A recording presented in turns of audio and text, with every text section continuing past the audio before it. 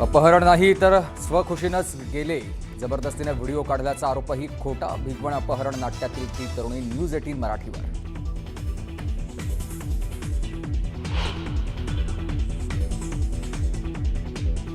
भिवंडी महापालिकेत कुणाचा महापौर होणार याची उत्कंठा शिगेला. काँग्रेस आणि भाजपमध्ये जोरदार रस्सीखेच. कुणाचे नगरसेवक फुटणार याकडे लक्ष.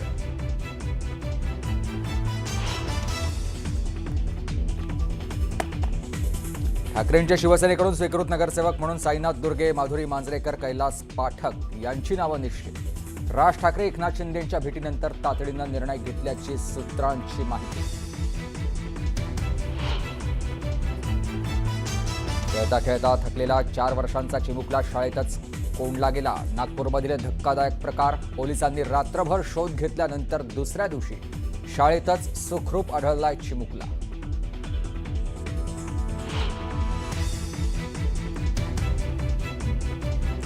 सावित्रीबाई फुले पुणे विद्यापीठामध्ये शिवजयंतीनिमित्त अमोल कोल्हेंचं व्याख्यान. शिव उत्सव समितीच्या विद्यार्थ्यांचा मात्र विरोध. कोल्हेंचं विद्यापीठात होणारं व्याख्यान वादाच्या भोवऱ्यात. आजपासून राज्य माध्यमिक आणि उच्च माध्यमिक शिक्षण मंडळाच्या 10वीच्या परीक्षेला सुरुवात. गैरप्रकार रोखण्यासाठी भरारी पथकं तैनात.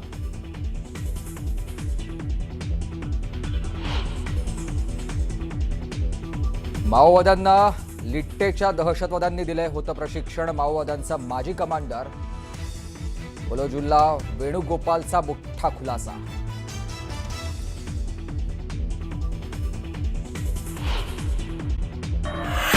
सत्तेची खुर्ची इतकी कमालीची असते की तिला मिळवताना राजकारण्यांना अनेक कोलांटुड्या घ्याव्या लागतात. नवनवी समीकरणं करावी लागतात, शब्द द्यावे लागतात, शब्द फिरवावेही लागतात. मित्र कधी शत्रू होतात तर शत्रू मित्रही बनवावे लागतात.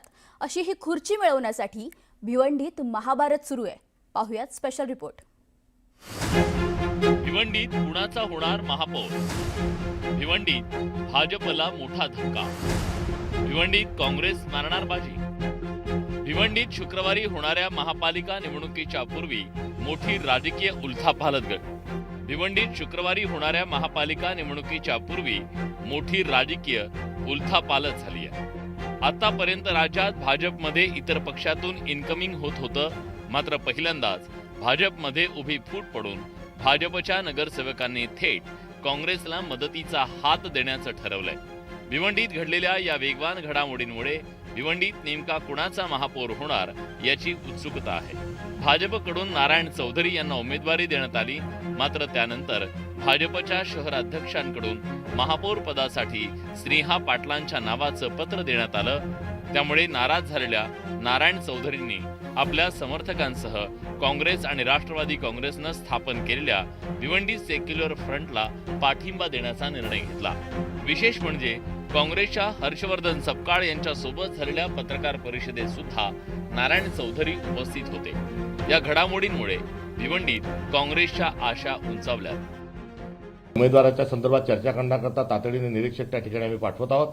ते तिथे जातील, सर्व नगरसेवकाशी चर्चा करतील आणि त्यामध्ये आमच्या तारीखजींचा अर्ज ठेवायचा आहे का अजून कोणता अर्ज ठेवायचा आहे या संदर्भामध्ये त्या ठिकाणी तातडीने निर्णय होईल.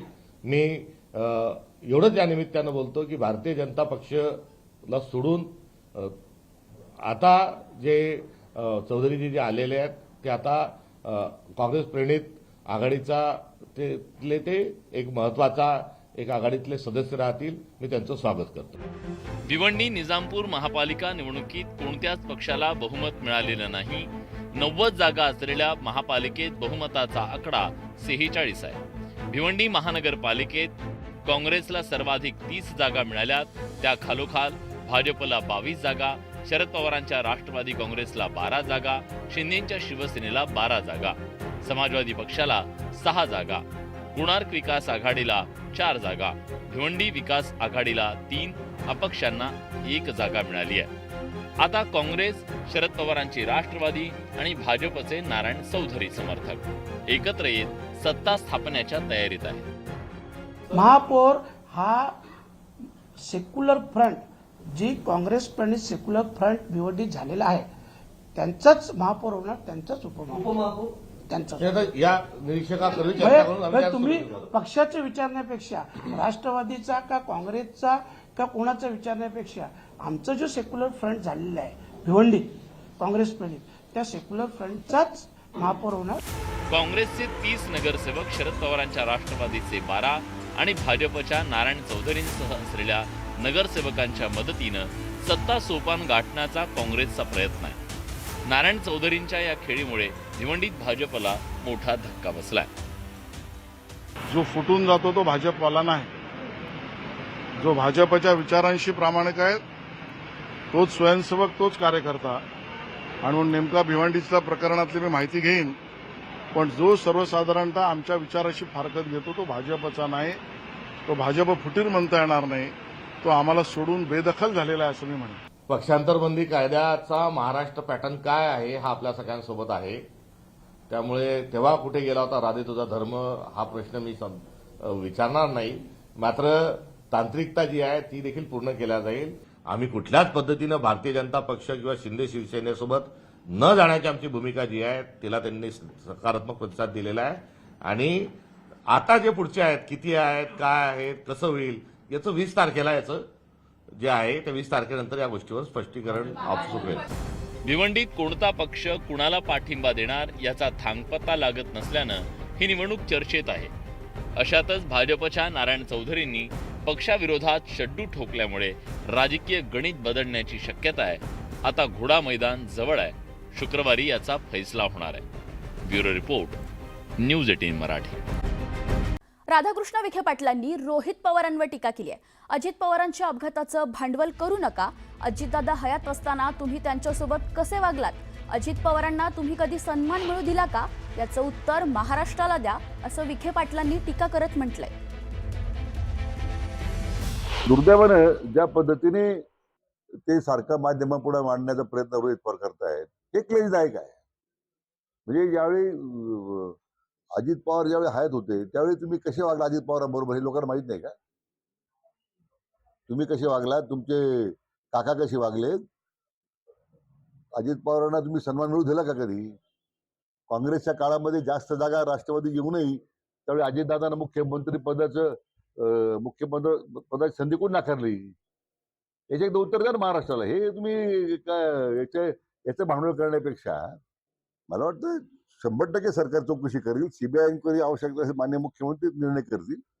दरम्यान अजित पवारांच्या विमान अपघातावर निर्माण केले जाणारे प्रश्न आणि रोहित पवारांनी मांडलेली घातपाताची भूमिका यावर भाजपचे ज्येष्ठ नेते मधू चव्हाण यांनी काय भूमिका मांडली आहे पाहूयात. असं माननीय मुख्यमंत्र्यांनी सांगितलेलं आहे.